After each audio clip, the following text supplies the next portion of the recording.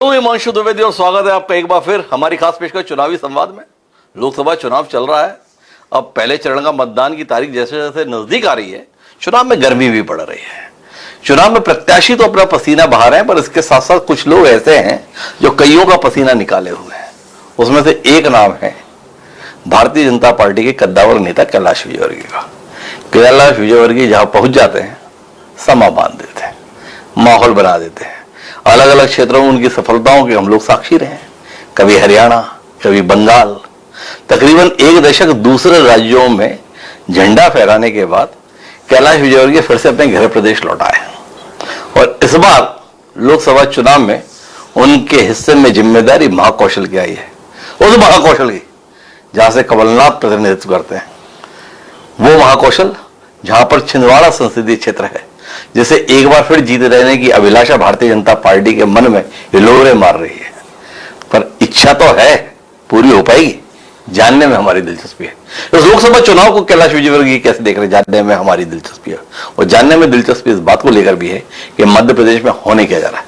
तो सीधे हमारे साथ इस समय छिंदवाड़ा में मौजूद है कैलाश विजयवर्गीय। जैसा उनका स्वभाव, जैसा उनकी आदत, आधी रात हो चुकी है, 12 बजे से ज्यादा बज चुके हैं। विधानसभा इस बार गनीमत है, रात के 12:30 बजे कैलाश जी हमारे साथ बैठे। तो कैलाश जी, बहुत बहुत स्वागत आपका। धन्यवाद। और शुरुआत इसी से करते हैं। छिंदवाड़ा जीतने की अभिलाषा थी आपकी, बीच में खबरें बहुत आई थी, जो जीतता आ रहा था वही आपके पास आ रहा था। क्यों इतना पसीना बहाने के संदर्भ में उपक्रम कर रहे हैं? जब मामला बन गया था तो कहां अटक गया? देखिए, इस बारे में भी कमेंट्स नहीं करूंगा मैं जी। ये बात सही है कि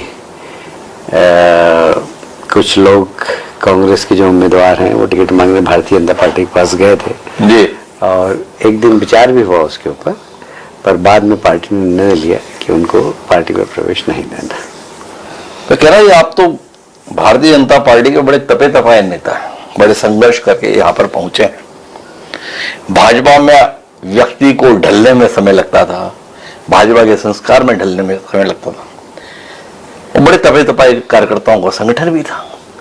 ऐसी कौन सी आफत आन पड़ी जो हर ऐरे गहरे को इस समय भाजपा में शामिल करने की मुहिम चल पड़ी है?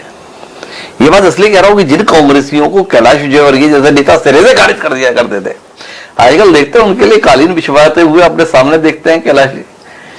ऐसी क्या आफत आन पड़ी? देखिए, ऐसा है कि पार्टी अगर कोई निर्णय करती है तो हम उसके ऊपर कोई टीका टिप्पणी नहीं करते।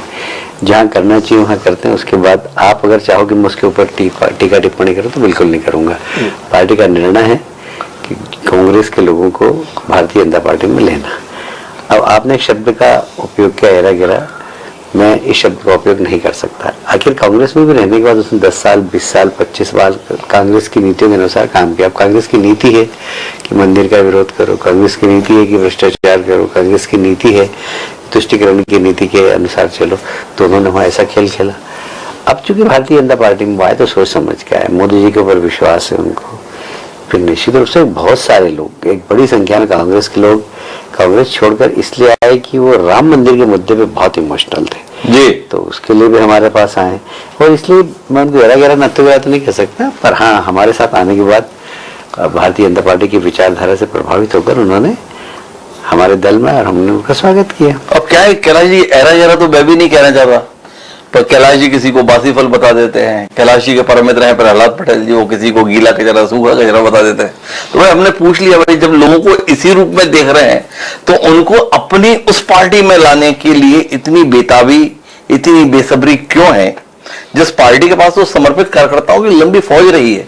तो कैलाश जी थोड़ा रोशनी देना कि कहां भारतीय जनता पार्टी का प्रामाणिक कार्यकर्ता, जैसे स्वयं कैलाश जी ने कलदार बताया, वो इतना कमजोर पड़ गया कि जिनके खिलाफ लड़ते तो उनको साथ लेने की जरूरत आन पड़ी? नहीं, कमजोर पड़े इसलिए नहीं जी, हम कांग्रेस को और ज्यादा कमजोर करना चाहते हैं कि कांग्रेस की विचारधारा इस देश की विचारधारा से मेल नहीं खा रही जी। कांग्रेस में आज भी तुष्टिकरण की नीति है। कांग्रेस में देखिए, तुष्टिकरण की नीति के कारण भारत का विभाजन हुआ है जी, पाकिस्तान अलग हुआ। तुष्टिकरण की नीति के कारण धारा 370 लगी थी और लगातार जम्मू कश्मीर में आतंकवादी गतिविधियां चलती रही थी। जितने युद्ध में सैनिक नहीं मारे जाते थे उतने जवान हमारे जम्मू कश्मीर में मारे गए धारा 370 लगने के कारण। ये कांग्रेस की गलत नीतियां थी और इसलिए कांग्रेस की विचारधारा जो है वो देश की विचारधारा से मेल नहीं खाती, ऐसा हमें लगता है।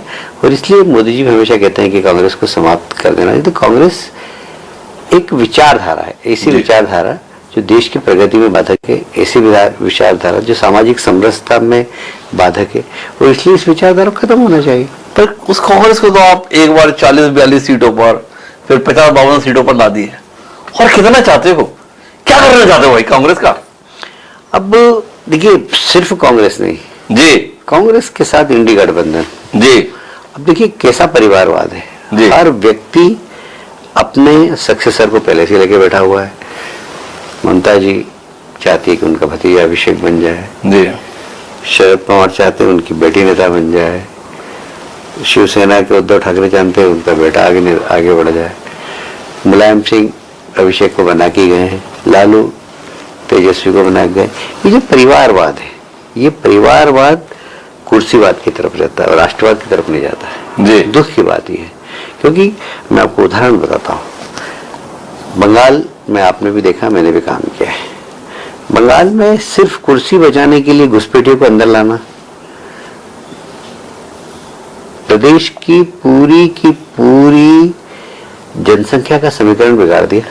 4-5 जिले तो वहां ऐसे हैं, वहां जाने पर ऐसा लगता है जैसे पाकिस्तान में आ गए हों, सिर्फ कुर्सी के लिए। वहां से देश विरोधी गतिविधियां चल रही है, वहां पर ईडी के ऊपर हमला होता है, वहां महिलाओं के साथ रेप होता है, उनकी रिपोर्ट तक निकली जाती है, और उन सब लोगों को ममता जी संरक्षण देती है। किस लिए? कुर्सी के लिए। तो समाज विरोधी, देश विरोधी गतिविधि करने वालों को ममता जी संरक्षण देती है सिर्फ कुर्सी बचाने के लिए।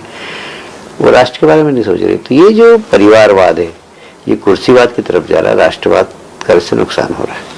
आपने पश्चिम बंगाल का इतना विस्तार से जिक्र किया, ये भाजपा की ममता जी से क्या डील हुई है?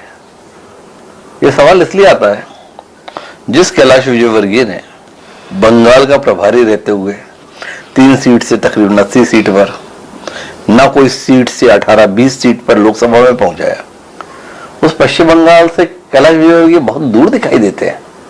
ममता बनर्जी ने ऐसी क्या गुट्टी पिलाई भाजपा को कि कैलाश जी को बंगाल से इतना दूर रख दिया गया? नहीं, ऐसा नहीं। देखिए, मैं तो सबसे ज्यादा किसी प्रदेश का प्रभारी रहा, कभी भी कोई प्रभारी 2-3 साल से ज्यादा नहीं रहते। आप देख लीजिए सबके बारे में। जी। मैं 6 साल प्रभारी रहा वहाँ जी। मैंने कहा कि अब बहुत हो गया, दूसरी जगह काम पे लगाओ। पार्टी ने कोई ममता जी का गुट्टी पिलाई है? ममता जी की क्या हैसियत कि हमारे नेता को किसी को गुट्टी पिला सके? तो कैलाश जी अधूरे में बंगाल क्यों छोड़ दिया? भाई कैलाश जी तो बंगाल में सरकार बनाने के मिशन पर काम कर रहे थे। कैलाश जी तो बंगाल में लोकसभा में कम से कम टीएमसी से ज्यादा सीटें आए, इसके लिए काम कर रहे थे। दोनों लक्ष्य अधूरे रह गए और कैलाश जी निकल गए। देखिए, कैलाश भले वहां से बाहर आ गया जी, पर वहां मिशन पूरा चालू है। जी, हम आपकी बार सरकार बनाएंगे, अब की बार हमारी 35 से ज्यादा सीट आएगी। ये सब तो कार्यकर्ता सब लगे हुए वहाँ, वैसे की वैसे ही। ऐसा थोड़ी कि कैलाश जी आ गए तो बीजेपी खत्म। तो कैलाश जी बाकी के साथ में और अपने साथ में थोड़ा सा अंतर ये है कि हम बार बार आपको पकड़ते रहते हैं। अब आपने बोल दिया कि 35 से ज्यादा सीट आएंगी, ध्यान में 4 के बाद भी हम आपके पास जरूर आएंगे, और हर हाल चाहे रात के 2 बजे का समय तो तब भी बात करेंगे। बिल्कुल तो कैलाश जी संजीदगी के साथ मौजूद है, उसी को साथ में चलवाएंगे कि कैलाश जी का आकलन गड़बड़ा गया? बिल्कुल नहीं गड़बड़ाएगा जी। मेरा दावा है वहां पर कि हम पहले से ज्यादा सीट लाएंगे ही। हमारा टारगेट 35 है, 35 नहीं आएगी, 30 आएगी, 32 आएगी, 36 आएगी, इसके आसपास ही आएगी। तो पिछली बार से ज्यादा आएगी, ये कैलाश जी का कहना है। लेकिन इस लोकसभा चुनाव को 2019 के लोकसभा चुनाव में कोई अंतर कैलाश विजयवर्गीय जी दिख रहे हैं? देखिए, इस बार देश की जनता ने तय कर लिया है कि मोदी जी को प्रधानमंत्री फिर से एक बार बनाना है। विपक्ष कहीं पर भी संयुक्त दिखाई नहीं दे रहा है, एकदम बिखरा हुआ है, आइडियोलॉजी स्पष्ट नहीं है। कल मैं टीवी देख रहा था, राहुल गांधी खट खट खट खट गरीबी खत्म कर देंगे। अरे भाई, तुम्हारी दादी ने नारा दिया था गरीबी हटाओ का, वो बेचारी चली गई, वो गरीबी हटा नहीं पाएगी, और ये भाई खट खट खट खट गरीबी हटा देंगे देश की। अब ऐसे बचकाना बयान से विपक्ष अपनी विश्वसनीयता ही नहीं रख पाया समाज के अंदर, देश के अंदर, और इसलिए ये चुनाव और ज्यादा क्लियर है। इस चुनाव में निश्चित रूप से हम 400 पार करेंगे। भाई, अगर आप 1000 रुपए महीना या 1250 रुपए महीना दे सकते हैं कर्जा लेकर, तो राहुल गांधी और कांग्रेस पार्टी सत्ता में आने के लिए 8,500 रुपये महीना क्यों नहीं दे सकती महिलाओं को? इसमें कैलाश जी को क्या ऐतराज है? नहीं, मुझे कोई ऐतराज नहीं जी, मुझे कोई भी ऐतराज नहीं।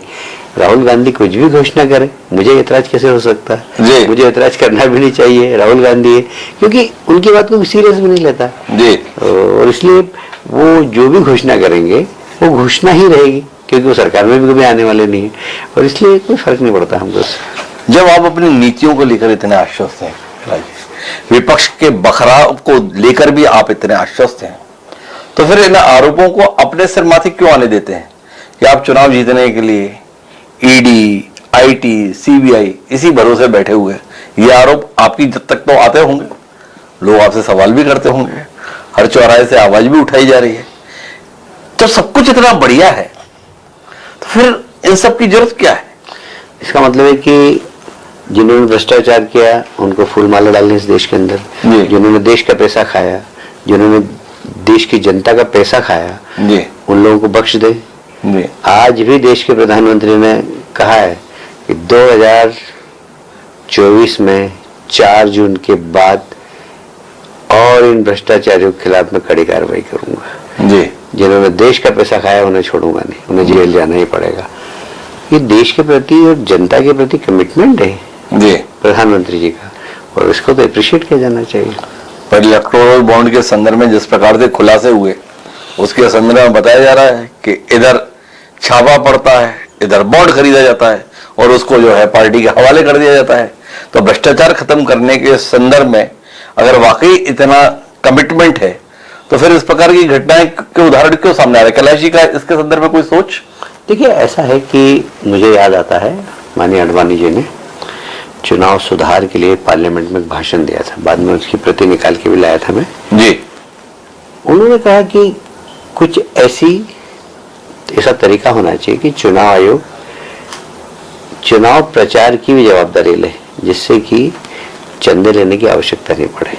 इसके बारे में हम लोगों को मंथन करना चाहिए, क्योंकि चंदा आएगा और अगर 2 नंबर का चंदा आएगा तो भ्रष्टाचार को आप नहीं रोक सकते। इलेक्ट्रॉनिक बॉन्ड उसकी एक प्रक्रिया का हिस्सा था। अब एक अच्छा प्रयास था, पर अब उसको इस प्रकार ट्विस्ट किया जा रहा है जी, जिसे मैं कहता हूं कि एक अच्छी चीज को भी गलत तरीके से पेश किया जा रहा है। मुझे लगता है कि भ्रष्टाचार को रोकने के लिए इलेक्ट्रॉनिक बॉन्ड से पैसे लेना, 1 नंबर में पैसे लेना, ये तो बहुत अच्छी बात है, इसमें कोई गलत नहीं। अब किससे लिया किससे नहीं लिया ये एक एनालिसिस वाली बात हो सकती है, पर ये जो प्रक्रिया थी मैं इसका स्वागत करता हूँ। तो भ्रष्टाचार को रोकने के लिए तो लोग इससे भी बेहतर विकल्प दे रहे हैं। लोग कह रहे हैं भाजपा में शामिल हो जाओ, भ्रष्टाचार खत्म हो जाता है। जितने दागी बताए जाते हैं भाजपा में आ जाते हैं तो पूरी तरह साफ सुथरे हो जाते हैं। वो कांग्रेस के कार्यालय में तो बाकायदा वॉशिंग मशीन दिखा के प्रस्तुत किया गया कि भाई ऐसे डालो और ऐसे निकालो, और लाइन से फिर नाम भी बताए गए। अब जिस अशोक चौहान के संदर्भ में बताया गया कि ये तो विधवाओं का मकान खा गए, और ऐसे अशोक चौहान को 2019 के लोकसभा चुनाव में प्रत्याशी बनाकर कांग्रेस कौन सा उदाहरण प्रस्तुत कर रही है? उन कैलाश जी को अब इस सवाल को उत्तर देना है कि अशोक चौहान को राज्यसभा भेजकर भाजपा कौन सा उदाहरण प्रस्तुत कर रही है? देखिए हिमांशु जी, मुझे एक उदाहरण बता दीजिए कि किसी व्यक्ति के ऊपर केस चल रहा हो और उसका केस वापस हुआ। एक उदाहरण बता दीजिए मुझे। केस अपनी जगह चल रहा है, आप पार्टी में आ गए, पर आपको ऐसा नहीं कोई प्रमाण पत्र दे दिया कि आपने जो भ्रष्टाचार किया उससे आप मुक्त हो गए। सारे केस चल रहे हैं उनके ऊपर, एक भी केस सरकार ने नहीं उठाया। और इसलिए ये आरोप लगाना कि हमारी पार्टी में आ गया तो वॉशिंग मशीन धुल गया, बिल्कुल नहीं। जो उन्होंने गलती की उसको सजा मिलेगी, उसकी भले पार्टी में आओ या मत आओ, उससे कोई फर्क नहीं पड़ता। कैलाश जी तो अखबार ठीक ठाक पढ़ते हैं। हमने अखबार में पढ़ा कि प्रफुल्ल पटेल नाम के एक राजनेता है, उनकी फाइल बंद हो गई। देखिए, बंद होना इसका मतलब ये नहीं है कि वो उनको भी माफ कर दिया, बंद नहीं हुई है जी। जांच में वो दोषी नहीं पाए गए, इसका मतलब थोड़ी कोई बंद हो गई जी। उनकी जांच हुई, उसके खिलाफ बकायदा उनको नोटिस दिया गया, उनसे पूछा गया, पूछताछ की गई, शायद प्रमाण नहीं मिले में जज जी को, इसलिए उसको क्या होगा उसके बारे में जमीनी राजनेता है, उसके डिटेल मेरे को जानकारी नहीं। जिस प्रकार आप कह रहे, मैंने भी ऐसी हेडलाइन कहीं पढ़ी थी, लेकिन मुझे बहुत ज्यादा जानकारी नहीं। कैलाश जी, आप तो बहुत जमीनी नेता हैं, आपको नहीं लगता है कि जिन पर ऐसे दाग लगे हैं उनको भारतीय जनता पार्टी में लेने से मोदी जी की जो लड़ाई है भ्रष्टाचार के खिलाफ। मोदी जी का जनता में जो एक भरोसा दिलाएगा कि हम एक शिष्टता के साथ सरकार चलाना चाहते हैं, कहीं ना कहीं प्रभावित होती है। कैलाश जी तो जनता के बीच में उठते बैठते बात करते हैं।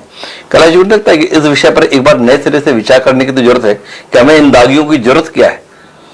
देखिए, मैं एक बात पे बहुत दावे से कहता हूँ जी कि गंगोत्री से गंगा पवित्र होकर निकल रही है जी और इसलिए पहले तो गंगा गंगोत्री से ही प्रदूषित थी जी कांग्रेस के समय में। आज मैं दावे से कहता हूं कि 10 साल के अंदर मोदी जी और मोदी जी की सरकार पर एक नए पैसे का भ्रष्टाचार का आरोप नहीं लगा। मतलब हमने एक शुरुआत कर दी है, वो शुरुआत नीचे तक आएगी।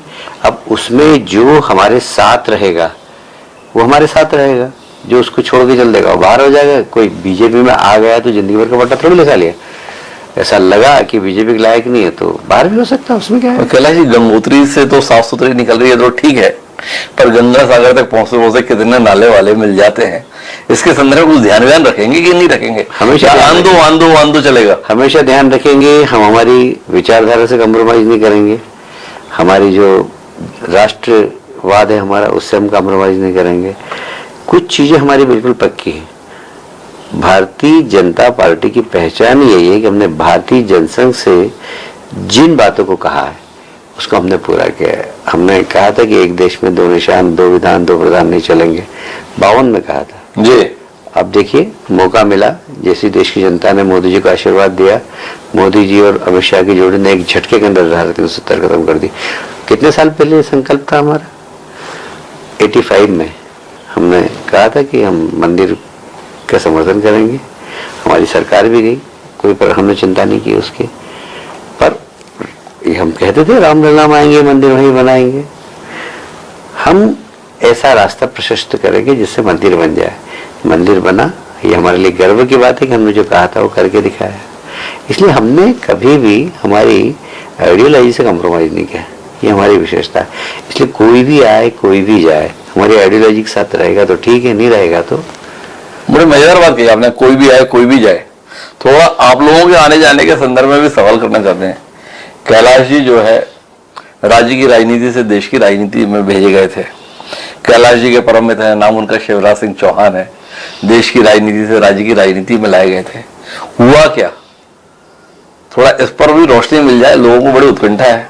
कैलाश जी राष्ट्र की राजनीति से राज्य की राजनीति में भेज दिए गए, शिवराज जी राज्य की राजनीति से फिर राष्ट्र की राजनीति में भेजे जा रहे हैं।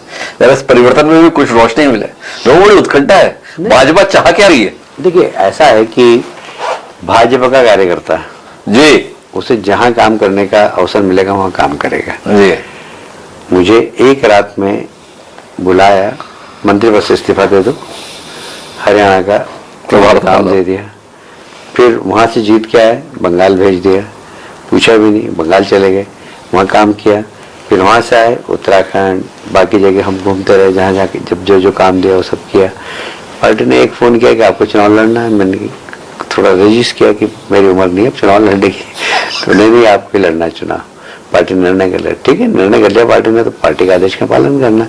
इसलिए ये प्रश्न पूछना और इसका जवाब देना मैं नहीं समझता भारतीय जनता पार्टी के लिए कोई उपयुक्त है। जो हमारे पार्टी का निर्णय होगा उसका हम पालन करेंगे। कैलाश जी कब तक कार्य करता रहे हैं भाई? कभी तो नेता बन के जवाब भी दे दीजिए भाई, ऐसा क्यों हो रहा है? कैलाश जी के संदर्भ में जब भी सवाल किया, कैलाश जी एकदम कार्यकर्ता हो जाते हैं और बाकी हर समय नेता के तौर पर दिखाई देते हैं। देखिए, कैलाश जी ऐसी उलझन में कब से आ गए? नेता भले ही कितना भी बड़ा हो पर पहले वो कार्यकर्ता है। जी, मोदी जी भी कहते हैं कि मैं कार्यकर्ता हूँ, भले देश के प्रधानमंत्री। यही तो भारतीय जनता पार्टी की विशेषता है। लेकिन अब वो ये नहीं कहते हैं कि कार्यकर्ता पार्टी तय कर रही है, अब मोदी जी तय करते हैं। तो कैलाश जी के संदर्भ में हम जानना चाहते हैं भाई, कैलाश जी भी तो बताएं। मोदी जी तय नहीं करते हैं, एक टीम तय करती है। जी, पार्टी की एक टीम है, वो तय करती है जो भी करना। मोदी जी अकेले तय नहीं करते, इस पार्टी में कोई एक व्यक्ति निर्णय नहीं। चलिए, कैलाश जी जैसा अनुभवी कार्यकर्ता हमको इस बदलाव के विषय में थोड़ी रोशनी तो दे कि आखिर ये बदलाव किस लिए? 20 साल बाद शिवराज क्यों देश की राजनीति में भेजे जा रहे हैं, और 1 दशक के बाद कैलाश जी किस लिए प्रदेश की राजनीति में वापस लाए गए? क्या ऐसा था जो कैलाश जी से राष्ट्र में नहीं हो पा रहा था, और क्या ऐसा था जो शिवराज जी से राज्य में ना हो पाया? मैं क्या कह रहा हूँ जी, इस बारे में ना हम प्रश्न करते हैं ना जवाब देते हैं। जी, पार्टी ने जो निर्णय कर दिया उसका पालन करना, ये हमने बचपन से सीखा है और इसलिए इसके ऊपर कोई उत्तर भी नहीं देंगे, आप कितना भी प्रश्न कर लें। चलिए आप इसका उत्तर मत दीजिए, पर लोकसभा चुनाव में तो आप फिर से एक भूमिका में हैं। 18 साल से शिवराज सिंह चौहान प्रदेश के मुख्यमंत्री थे, 15 महीने का समय छोड़ गए तो।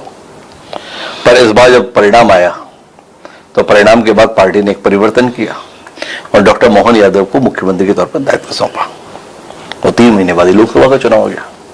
तो शिवराज जी जैसे अनुभवी मुख्यमंत्री के स्थान पर नए नवेले डॉक्टर मोहन यादव का मुख्यमंत्री होना लोकसभा चुनाव में आपको परेशानी पैदा कर रहा है या सहूलियत दे रहा है? कोई परेशानी नहीं, मैं समझता हूँ ना सहूलियत ना परेशानी। जैसा शिवराज जी के समय काम होता था वैसा मोहन जी के समय में काम हो रहा है, कहीं कोई परिवर्तन ही नहीं है। देखिए मैं आपसे फिर कह रहा हूँ, भारतीय जनता पार्टी को देखने का नजरिया आपका ठीक होना चाहिए। ये कांग्रेस के नजरिए से आप देखोगे तो आपको ये सब चीज दिखेगी, पर आप भारतीय जनता पार्टी को भारतीय जनता पार्टी के नजरिए से देखोगे तो आप ये प्रश्न नहीं पूछते मुझसे। अरे आपके पार्टी के नेता ही समय समय पर आकर बता के जाते हैं, कभी मोदी जी बता कर जाते हैं, कभी अमित शाह जी बता के जाते हैं, या शिवराज जी जैसा परिश्रमी आपको जो है मुख्यमंत्री प्राप्त हुआ है, जिनके नेतृत्व में ऐसा हुआ है। फिर डॉक्टर मोहन यादव के रूप में ऊर्जावान व्यक्तित्व आपको प्राप्त हुआ है। तो भाई कैलाश जी का तो तजुर्बा इतना ज्यादा है, पार्टी ने बदलाव किया ना, तो बदलाव किया, कुछ बेहतरी की उम्मीद के साथ ही क्या हुआ। तो डॉक्टर मोहन यादव को लाने के प्रयोग का कोई फायदा नहीं हो रहा है क्योंकि कोई सहूलियत मिल नहीं रही है, या कैलाश जी को लगता है एक ताजी हवा आई है, नई उम्मीदें आई हैं, जनता में नया उत्साह आया है तो लोकसभा चुनाव में मदद मिल रही है, या कैलाश जी को लग रहा है शिवराज जी की लोकप्रियता थी, जनता के बीच में बेहद लोकप्रिय थे, ऐसे लोकप्रिय व्यक्ति का घर बैठ जाना कहीं ना कहीं जनता को खर गया है, तो इसलिए थोड़ी सी दिक्कत जा रही है, उसे संभालना पड़ रहा है, कैलाश जी को संभालना पड़ रहा है, प्रहलाद जी को संभालना पड़ रहा है और कई जी को संभालना पड़ रहा है। तो हो क्या रहा है? शायद मैं फिर आपको रिपीट करना जी बात को कि हर चुनाव में हम टीम वर्क से काम करते हैं जी।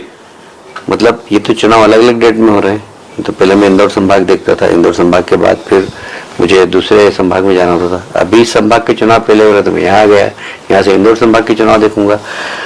फिर जरूरत पड़ी मध्य प्रदेश के चुनाव हो जाएंगे तो हो सकता है मुझे उत्तर प्रदेश संभालने भेजा जाए। तो वो तो हमारी काम करने की पद्धति वही थी जो पहले थी। ऐसा मत समझिए आपके मोहन जी आ गए तो हम लगे और शिवराज जी के समय हम काम नहीं करते थे, बिल्कुल भी नहीं। शिवराज जी के समय भी उतना ही काम करते थे जितना भी कर रहे हैं जी। कोई फर्क नहीं इससे, न कार्यकर्ता को फर्क न मुझे फर्क।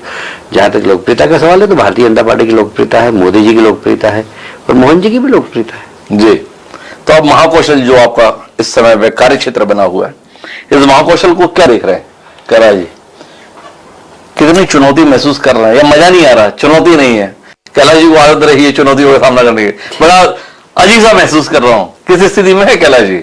हाँ मतलब कोई मजा आ रहा है कि नहीं आ रहा है? नहीं आ रहा है, पर हाँ ये बात सही है कि कोई बहुत बड़ी चुनौती नहीं है जी। मेरे को भी 5 इस सेक्टर में 5 लोकसभा हैं, 5 के 5 जीत रहे हैं।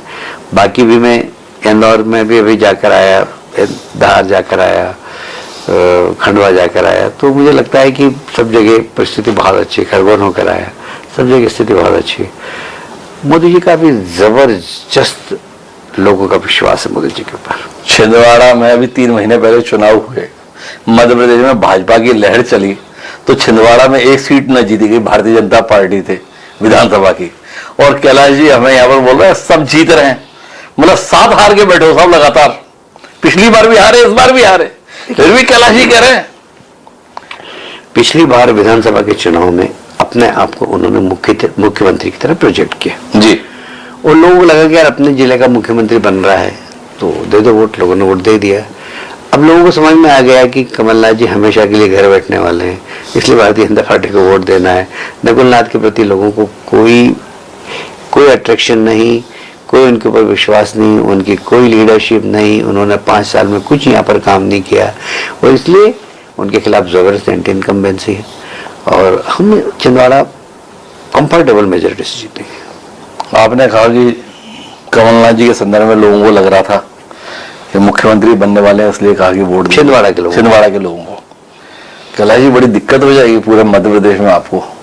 वो इंदौर इलाके में आपको भी मुख्यमंत्री के तौर पर देख रहे थे लोग, बहुत वोट दे दिए। वो प्रहलाद पटेल जी के संदर्भ में भी ऐसी उम्मीदें बंधी हुई थी। वो एक नरेंद्र सिंह तोमर जी हैं, आपके परम मित्र हैं, उनके संदर्भ में भी ऐसी उम्मीदें बंधी हुई थी। तो सबकी उम्मीदें टूट गई हैं। उधर की संदर्भ में पार्टी की संभावनाओं को क्या होगा जब इस आधार पर यहाँ पर कांग्रेस के कमलनाथ का कुछ नहीं बच रहा, तो आप सबके इलाके में आप लोगों का क्या होगा? देखिए ये जो आप जो कह रहे हैं ना जी, हम कोई सीएम की तरफ प्रोजेक्ट थोड़ी किए गए थे। वहां कमलनाथ जी सीएम की तरफ प्रोजेक्ट किए गए थे, हम कोई सीएम थोड़ी थे। नरेंद्र सिंह जी को कोई सीएम प्रोजेक्ट किसी ने प्रोजेक्ट नहीं किया, प्रहलाद भाई को किसी ने सीएम की तरफ प्रोजेक्ट नहीं किया। कैलाश जी दर्शक देख रहे हैं हाँ, ईमानदारी से। हाँ। क्या कैलाश जी इनकार करेंगे कि अलवा क्षेत्र की जनता कैलाश जी को जो है मुख्यमंत्री के तौर पर ही देख रही थी? आज से थोड़ी देख रहे हो तो 25 साल से देख रहे हो, उससे क्या फर्क पड़ता है? पार्टी का निर्णय क्या है जी, ये महत्वपूर्ण है। पार्टी ने कोई मुझे मुख्यमंत्री की तरफ डिक्लेयर नहीं किया, न प्रहलाद जी को किया, नरेंद्र सिंह जी को किया। हाँ, कुछ मीडिया वाले आप जैसे लोग हैं जो मिसचिप कर देते हैं, उसके कारण कुछ लोगों को गलतफहमी हो जाती है। बाकी न पार्टी ने डिक्लेयर किया न अपने आप को प्रोजेक्ट किया हमने सीएम की तरफ। सारा दोष हम ही लोगों को देंगे या अमित शाह जी के लिए भी कुछ छोड़ेंगे? अमित शाह जी ने भी क्लियर नहीं किया था कि मुख्यमंत्री कौन होगा, इसलिए उम्मीदें जाग गई थी। तो अमित शाह जी को भी कुछ दोष वोष देने का इरादा है कैलाश जी का कि हम लोगों के नाम पर ही पूरा नारियल फोड़ देंगे? देखिए, हमारी बैठक के अंदर ये हुआ कि इस बार कोई मुख्यमंत्री के रूप में प्रोजेक्ट नहीं किया जाएगा, मोदी जी के नाम से चुनाव लड़ेंगे। उसी दिन तय हुआ था मध्य प्रदेश के मन में मोदी जी। अब ये सब सामूहिक निर्णय है, कोई अमित शाह जी का निर्णय नहीं है, हम सब लोगों के बैठ के साथ में लिया गया निर्णय। इसलिए गलतफहमी बिल्कुल मत फालना कि हमें कुछ बताया गया, हमें नहीं बताया गया। भारतीय जनता पार्टी में एकदम खुली किताब है। और फिर मैं कह रहा हूं कि हमारे यहाँ सामूहिक निर्णय होता है, बैठ के निर्णय होता है। मोदी जी के मन में, मध्य प्रदेश के मन में मोदी, ये उस बैठक के अंदर निर्णय हुआ। तो बहरहाल अपन छिंदवाड़ा में वापस आते हैं। छिंदवाड़ा इतनी आसानी से आप जीत ही रहे हैं, लोगों के मन में मोदी हैं, नकुलनाथ ने कुछ किया नहीं है। थोड़ी आगे हर तीसरे दिन यहाँ के कांग्रेसियों को भाजपा में लाने के लिए इतनी मशक्कत क्यों की जा रही है? कोई मशक्कत नहीं, अपने आप ही आ रहे हैं। हम किसी के घर नहीं गए, लोग खुद आ रहे हैं हमारे पास। लोग तंग आ गए, कांग्रेस की लीडरशिप के प्रति लोगों का जबरदस्त गुस्सा है। आप सुरेश पचौरी जैसा सिंसियर व्यक्ति जी, वो बोले यार मैं राम मंदिर के से बहुत दुखी था और मैं तो कांग्रेस में नहीं रह सकता। वर्तमान की जो लीडरशिप है वो बिल्कुल मैच्योर नहीं है, और इसलिए सिंसियर लोग जिनके बारे में ये कहा जाता है कि इन्होंने मतलब बिल्कुल बकवास नहीं करते, वो व्यक्ति ये बोलकर भारतीय जनता पार्टी में आए। और उन्होंने मालूम क्या बोला, मुझे कुछ भी नहीं चाहिए, मैं सिर्फ पार्टी का काम करूंगा। जी, यहाँ पे दीपक सक्सेना जी, मुझे कुछ भी नहीं चाहिए, मैं पार्टी का काम करूंगा। जी, हम उनके घर थोड़ी गए, जी, बुलाया, बात हुई। दीपक से हमारे पुराने दोस्ती है, हम मध्य प्रदेश की विधानसभा में साथ में थे, वो मंत्री थे, हम विपक्ष में थे। उनके खिलाफ बहुत प्रश्न पूछते थे, उनको परेशान करते थे, तो हमारी मित्रता थी। हमने फोन किया, बोले घर आओ, आज चले गए। बोले यार कांग्रेस से दम घट रहा है, बुला लिया। ये लोगों के खिलाफ आप प्रश्न भी करते हो, फिर दोस्ती भी हो जाती है आपकी। ऐसा हुनर आप लाते कहां से? अब देखिए भाई साहब, हम विधानसभा के अंदर जब बैठते हैं, सामने पक्ष होता है, विपक्ष होता है, हम बहुत आराम से अपनी आइडियोलॉजी के अनुसार विरोध करते हैं, और बाहर निकलते हैं, हम साथ में बैठ के चाय पीते हैं। यह परंपरा मध्य प्रदेश में बहुत पुरानी है। प्रकाशन सेठ जी के समय से, श्यामाचंद्र शुक्ला के समय से, सुंदरलाल जी पटवा के समय से, अर्जुन सिंह जी के समय से, दिग्विजय सिंह जी के समय से, वीरेंद्र कुमार सखलेचा जी के समय से, कैलाश जोशी जी के समय से, हमें विरासत में मिली है संसदीय परंपरा कि विधानसभा में खूब झगड़ो, और बाहर निकलने के बाद कैलाश जोशी जी अपनी तंबाकू निकाली और अर्जुन सिंह को देते थे, ये खाओ। तो ये ब्यूटी है प्रजातंत्र की। तो इस ब्यूटी में आप कमलनाथ और दिग्विजय सिंह के लिए भाजपा में संभावनाएं क्या देख रहे हैं? नहीं, मैं देखिए दोनों बड़े नेता हैं, उनके बारे में इस प्रकार की टिप्पणी नहीं करूंगा, पर मैदान संभाला है तो निश्चित रूप से पार्टी ने ये जवाबदारी दी। भाई सुरेश पचौरी जी को आप ला सकते हो, और राष्ट्र निर्माण के कार्य में आप सन्निध हैं, तो राष्ट्र निर्माण में कमलनाथ और दिग्विजय सिंह जैसे अनुभवी राजनेताओं की जरूरत महसूस नहीं करते कैलाश विजय? यदि वो आना चाहेंगे तो उस वक्त विचार करेगी पार्टी।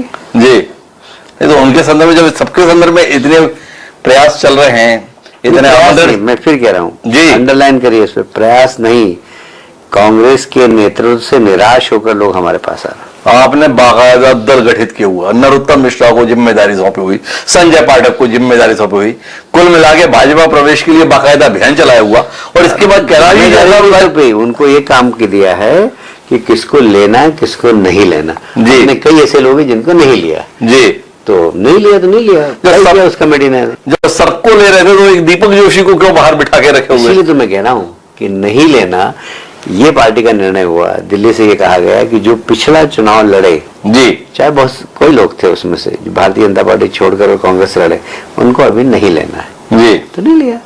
तो इस परहेज की वजह? अभी तो हम प्रश्न प्रति प्रश्न नहीं करते, पार्टी का निर्णय हो गया उसके बाद फिर उसका पालन करना हमारा काम है। हमारे राष्ट्रीय अध्यक्ष ने कहा कि भाई पार्टी ने निर्णय लिया, उसके बाद फिर क्या पूछना। तो चलिए अपन आखिरी बिंदु पे आते हैं कैलाश जी। पश्चिम बंगाल के संदर्भ में कैलाश जी से हमने कहा भाई 35 पे रहेंगे, तो कैलाश जी ने कहा भाई पिछली बार से ज्यादा होगी, 30, 32, 36 जो भी हो जाए। तो मध्य प्रदेश के संदर्भ में जाते हैं 2019 में 29 में से 28। कैलाश जी का राजनीतिक अनुभव, राजनीतिक चातुर्य और जमीनी समझ, इन तीनों को जब मत लेते हैं तो उसके साथ में 4 जून के लिए क्या बताते हैं, ताकि हम 5 जून की जब कैलाश जी से बात करें ना तो थोड़ी सहूलियत रहे, लोग भी जाने हम भी जाने कैलाश जी का आजकल खड़े। मध्य प्रदेश के संदर्भ में 29 के 29 सीट जी, देश के संबंध में भारतीय जनता पार्टी की 370 प्लस, एनडीए की 400 प्लस। तो कुल मिलाकर मोदी जी की बात के साथ में कैलाश जी की भी बात बनी हुई है। मध्य प्रदेश के संदर्भ में वीर सिंह चौहान, प्रहलाद पटेल, कैलाश विजयवर्गीय एक सुर में कह रहे हैं 29 की 29। हसरत रही है भाजपा की कि 29 की 29 सीटें जीते। क्या 2024 में यह हसरत पूरी हो जाएगी? दिलचस्पी का विषय है। कैलाश विजयवर्गीय जी का दावा है कि पश्चिम बंगाल में भले ही वह नहीं जा रहे हैं, पर पार्टी पिछली बार से भी बेहतर प्रदर्शन इसलिए करने जा रही है क्योंकि लोग मोदी जी के प्रति जबरदस्त आकर्षण रखे हुए हैं। कैलाश जी का भरोसा यह भी है कि मोदी जी की नीतियों के प्रति रुझान इतना ज्यादा देश में आ चुका है कि इस बार भाजपा अकेले 370 से ज्यादा सीटें लेगी और एनडीए 400 का आंकड़ा पार करेगा। कैलाश जी के दावे हैं, जमीनी नेता हैं, उनके दावों को गंभीरता से लिया जाना चाहिए, पर जनता के स्तर पर नतीजा क्या है ये हम 4 जून को ही जानेंगे। पर कैलाश जी आपका बहुत बहुत धन्यवाद, इतनी व्यस्तताओं के बीच आपने इतनी रात को समय निकाला और विस्तार से हमारे उन सवालों का जवाब दिया जो जनता की जिज्ञासा के विषय है। आपको शुभकामनाएं इस लोकसभा चुनाव के लिए। और दोस्तों मुझे दीजिए याद, जल्द फिर मिलते हैं किसी नई शख्सियत से चुनावी संवाद में। तब तक के लिए सदा प्रणाम।